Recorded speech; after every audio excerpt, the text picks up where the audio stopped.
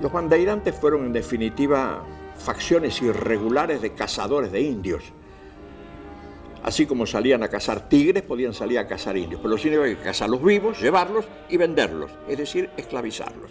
Y esa mano de obra era necesaria en las plantaciones de San Pablo, etc. Cuando los bandeirantes, en vez de ir a cazar los indios del monte, los indios bravos, los indios do sertão, como decían ellos, descubren que no, ya están reunidos en pueblos con un par de jesuitas están ahí. Entran sobre esas poblaciones, les importa muy poco que estuvieran allí los jesuitas, y en el fondo el tratamiento que hacen de esos indios es simplemente apresarlos, sobre todo a los jóvenes, a las mujeres, atarlos unos con otros y llevarlos en largas caravanas. Se morían por el camino porque se caían o porque no comían lo suficiente, pero llegaba un lote suficiente, lo vendían y ese era su rédito de estos bárbaros. Los jesuitas no pueden hacer frente a esto al principio, están tan sorprendidos como todos e inician el repliegue de las misiones. Y va a ser un abandono definitivo porque a partir de ese abandono nunca más la compañía vuelve al Guairá. Y hacia fines de 1631, inicios del 32, comienza este gran éxodo del Guairá.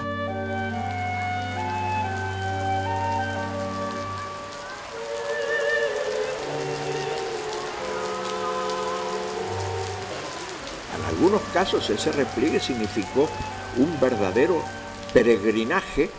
Son 12.000 guaraníes que emprenden la retirada del Guairá, perseguidos en principio por los bandeirantes, frenados en un trayecto por los españoles de Villarrica y Ciudad Real, que no querían que los indios se fueran del Guairá porque se le iba la posible mano de obra para las encomiendas. Mujeres, chicos, ancianos, etc. Muchos se ahogaron, otros se perdieron, pero llegaron y fundaron, entre otros, el pueblo argentino de San Ignacio Miní. Es un pueblo fundado por emigrantes que venían del Guairá y que habían sufrido esta larga transmigración. Te salve María, llena de gracia, el Señor es contigo, bendita tú eres entre todas las mujeres y bendito es el fruto de tu vientre. Y esta población que llega del Guairá a la desembocadura del río Yabebirí, aquí en la actual provincia de Misiones, Argentina, refundan los pueblos con los restos de la población del Guairá. Son los que van a dar orígenes a San Ignacio Miní y Nuestra Señora de Loreto.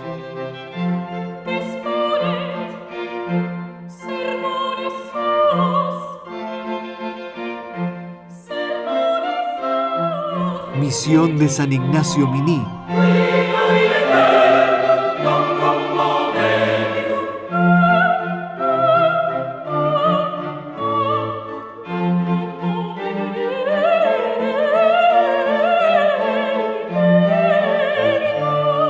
Tiene una forma de ocupación donde sobre la plaza está parte de todo ese núcleo, está el cabildo y las casas de los caciques.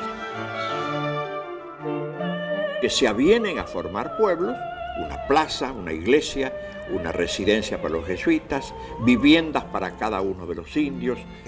Utilizar el sistema que utilizaban los guaraníes, es decir, un sistema de estructuras de madera con una cubierta grande, ¿no? La casa colectiva era propia de los conjuntos guaraníes.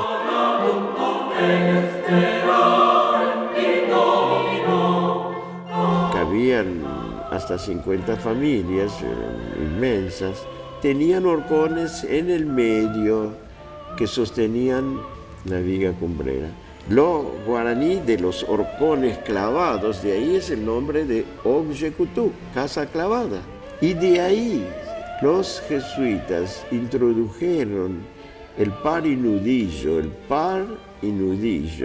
y sacaron, es para sacar las vigas, los horcones centrales que impedían una visión de un altar, porque aprovecharon la arquitectura guaraní de las casas largas. Y además era muy versátil porque le agregaban lances y crecía. Ellos trabajan con una idea de medida que es una medida modular. Ellos llaman lance. El lance es una medida que es variable porque tiene que ver con el tamaño de las piezas de madera que consiguen. Entonces cuando describen una iglesia, no dicen tiene 35 metros, dicen tiene 7 lances.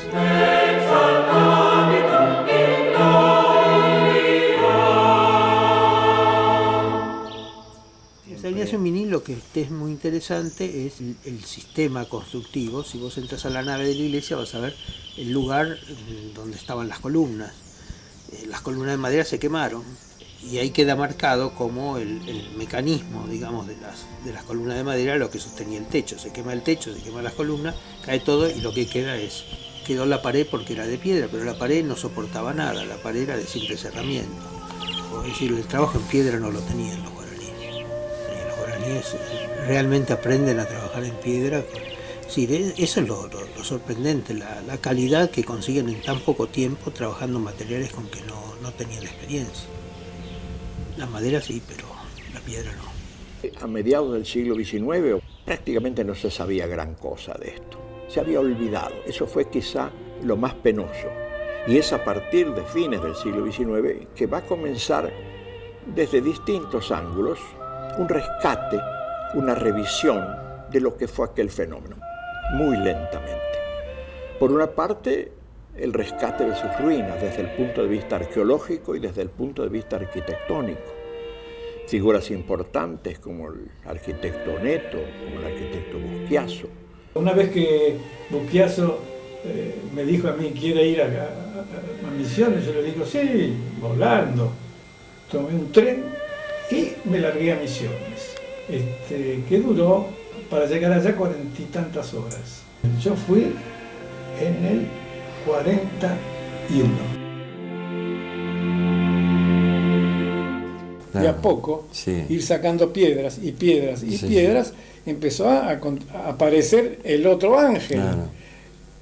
Piezas del ángel. Hemos tenido Piezas. muchísima suerte, porque esto se podía haber destruido acá, la cabeza. Claro. A esta un poco se le rompió aquí, pero no fue suficiente como para no poderlo hacer, porque usted ve que estaba la carita aquí, el brazo, toda esta parte de acá también, Claro. no había problema. Y los que estaban de este lado, exactamente, se pudo reconstruir toda esa parte, hasta acá. Y en esa forma, cumpliendo con lo que yo me jugué entero, que fue utilizar la mezcla de barro con cemento. Ajá. Y yo hice suelo-cemento. Pero puesto que usted ni lo ve, Claro, de modo totalmente escondido, pero tan escondido y tan resistente que a pesar de que muchos me dijeron, pero eso se le va a caer, eso no va a aguantar, y qué sé yo, qué sé cuánto, ahí están. ¿Y usted? Se quedaron con suelo-cemento. Y después hice esta parte de acá también sostenida con suelo-cemento, medio escondido, Claro. y entonces hice esta parte. Con estas dos cosas yo había dado el paso más firme Claro. y más importante de todo. Y que es la fachada clásica en este momento. Claro.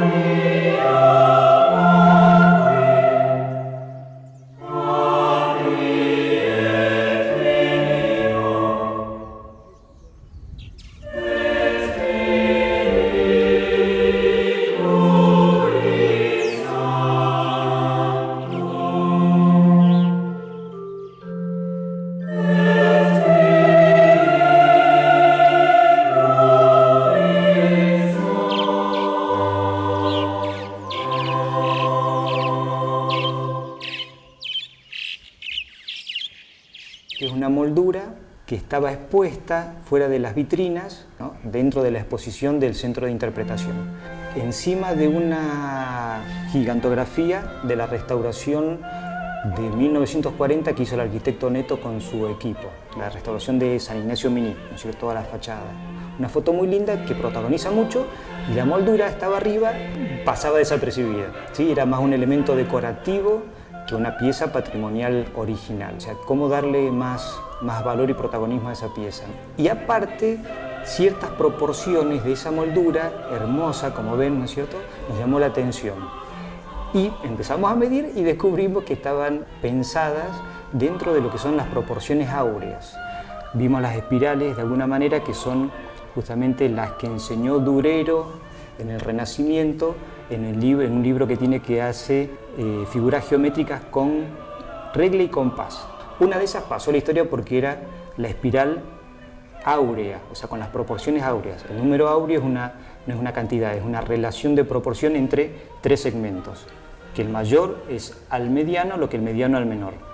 Y se usa desde Fidias en el Partenón, entró en Europa con todo el conocimiento griego y árabe de las matemáticas que introduce Fibonacci, que después Durero la transforma en cuadrados y con esa hace la espiral áurea. Estas dos volutas, esta voluta y todo este motivo fitomorfo está inserto en un rectángulo áureo. Entonces, de alguna manera, lo interesante y emocionante es descubrirse uno trabajando con conocimientos que estaban en los talleres de las reducciones, en manos de los indígenas, de los jesuitas, que era un conocimiento que nos trasciende absolutamente, usando tecnología de la producción artística que usaron durante siglos y un poco como se plasma en el arte, conocimientos y todo ese encuentro y esa riqueza que se plasmó en lo estético, en el arte, ¿no?